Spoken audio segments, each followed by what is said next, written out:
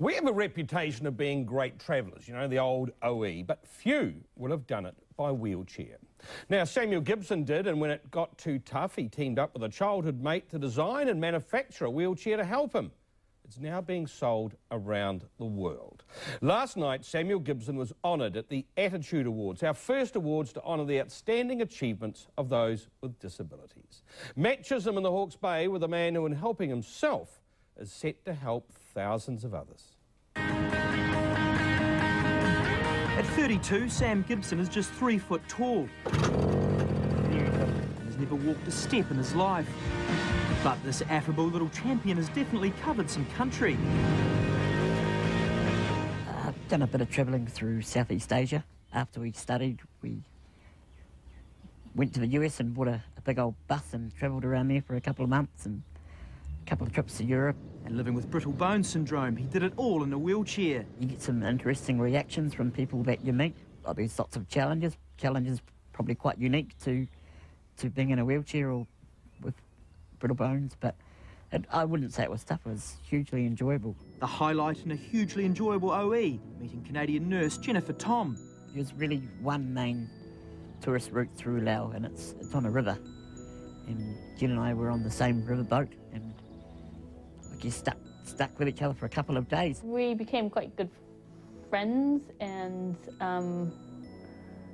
it just kind of carried on from there, really. We definitely knew within the first couple of weeks that, yeah, this was something we both wanted to pursue. You never try, you'll never know. And pursue Sam did, following Jennifer to Canada.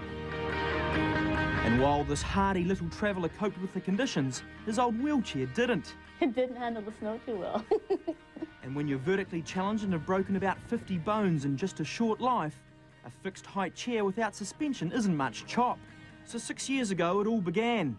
Sam teamed up with design engineer and family friend Campbell Easton. I'm able to tell him what will work, and he makes it work. And together they turned a wish list into a reality, eventually coming up with the Easy Riser. It can lower the user right to the floor to access things on the floor, and also lift the user right up to a bench height, a light switch height, and a patented suspension system which gives a very comfortable ride. I can get from the floor, playing with my nieces and nephews, right up to reaching the bread off the supermarket shelf.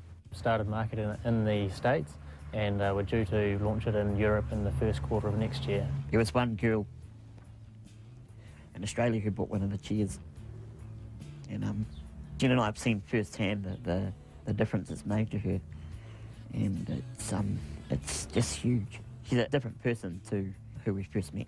She was a little shy thing, and now she's larger than life.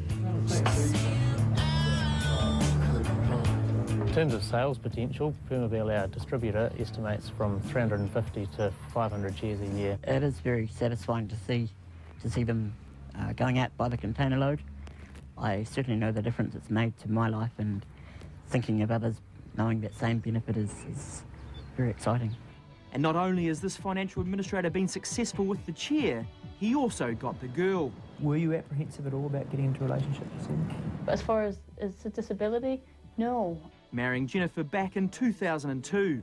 A matter of overcoming distance as opposed to disability. And the smitten Havelock North couple plan on starting a family very soon. There are risks of passing on my condition, and it's something that we will need to consider very carefully. He'll be a great dad. Why is very that? good dad. Oh, he's very patient, and kids seem to gravitate to him.